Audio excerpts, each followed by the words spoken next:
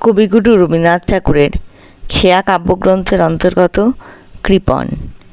আমি ভিক্ষা করে ফিরতেছিলেম গ্রামের পথে পথে। তুমি তখন চলেছিলে তোমার স্বর্ণরথে। অপূর্ব এক স্বপ্ন সম লাগতেছিল চক্ষে মম। কি বিচিত্র শোভা তোমার, কি বিচিত্র সাজ। আমি মনে ভাবতেছিলেম এ কোন মহারাজ। আজি শুভক্ষণে রাত পোহালো, ভেবেছিলেম তবে আজ আমারে দ্বারে দ্বারে ফিরতে নাহি হবে। বাহির হতে নাহি হতে কাহার দেখা পেলেম পথে। চলিতে রথ ধন ধান্য ছড়াবে দুই ধারে। মুঠা মুঠা কুড়িয়ে নেব ভারে ভারে।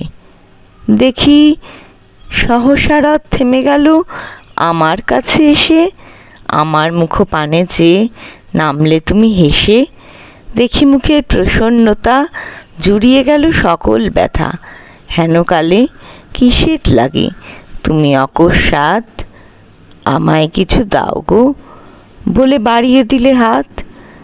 মরি, একই কথা রাজাধিরাজ, আমায় দাও গো কিছু। শুনি ক্ষণকালের তরে রইনু মাথা নিচু।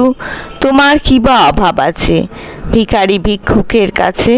এ কেবল কৌতুকের বশে আমায় প্রবঞ্চনা। ঝুলি হতে দিলেম তুলে একটি ছোট কণা। যবে পাত্রখানি ঘরে এনে উজাড় করি, এ কি ভিক্ষা মাঝে একটি ছোট সোনার কণা দেখি। দিলাম যাহা রাজ ভিখারিরে, স্বর্ণ হয়ে এলো ফিরে। তখন কাঁদি চোখের জলে দুটি নয়ন ভরে।